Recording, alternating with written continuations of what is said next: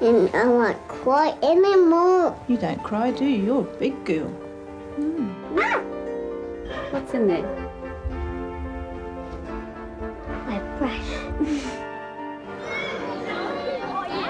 Getting a good look? She is showing off her beautiful pink slippers. You're gonna be a devil. A dead devil too. Nice here, see? See? It's a wet foot. You're definitely gonna be a piece of dead meat. My name is Eve and I want to tell you my story. I'm 11 years old and I have AIDS. This film is all about me.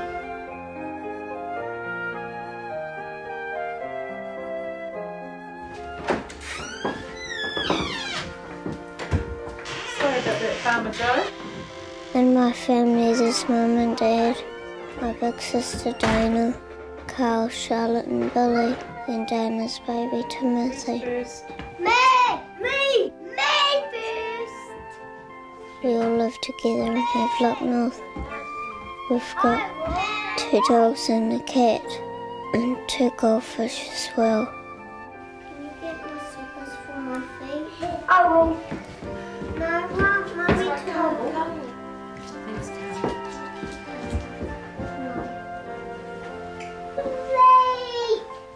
My mummy is so special to me because she was always there. Because she helped me through when I was little. And she's always here for me now. And she's always has been and she looks after me. I think you kids might have had a go at this before, somehow or other. Daddy drives a truck. He doesn't get much sleep. And I love him very much, I do. And I always reckon he should get some sleep because he always looks tired when he comes home. And there's Carl. He's a really neat kid, but now he's growing up, he gets a bit naughty. There's my little nephew Timothy, who's really his sweetheart. He likes hugging me. He runs up to me and gives me a big hug. And there's Billy.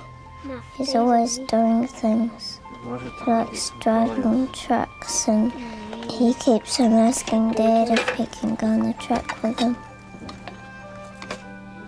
Leave the babies, put the babies back. Put the babies back. Don't tell me. And there's Charlotte. Charlotte was really cute when she was a baby and she's special to me. Right, no lollies for you then. Where's the toilet paper? Well, they looked at what they had made and found it very good. Dana's for a big sister. She's a very special sister because she looks after me, just like Mummy. I know she's always here for me.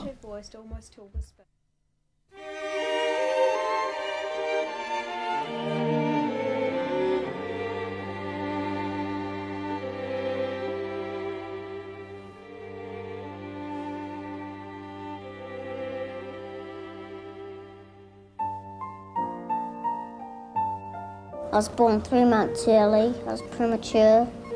I was just over a kilo. I was that small. And I used to fit doll's clothing. The doll's clothing would be too big for me. I think of when she was born. The doctor came in and saw me and John and told us that he didn't expect Eve to live. And she was so tiny.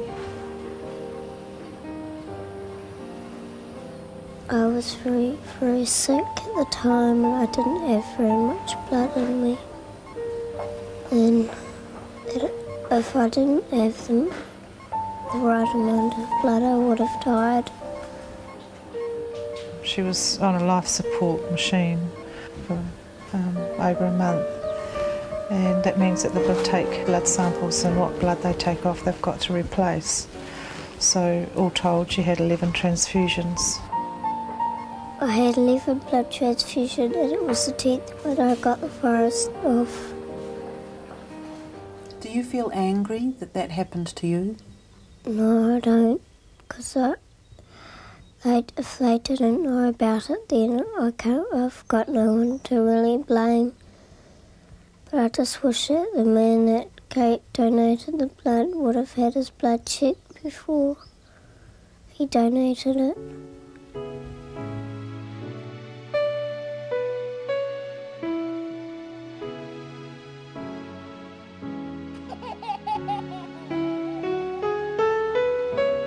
Because of her illness and because of her prematurity and the complications that arose from that, her case was sort of recorded on her blood samples, and it wasn't until about three or four tests later that they decided to do an AIDS HIV test, and of course that came back positive, and that was just before her 3rd birthday.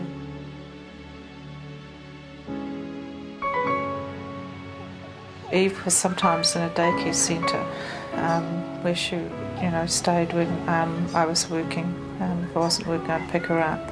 But and I just went back normally and explained to the teacher, to the lady in charge, what was happening with Eve. But there was no fear, no problem. And the day after was the day that we got the ultimatum we'd take Eve out willingly. And I said, no, I wouldn't do that. Eve's got every right to be there. And I just turned up the next day and took Eve.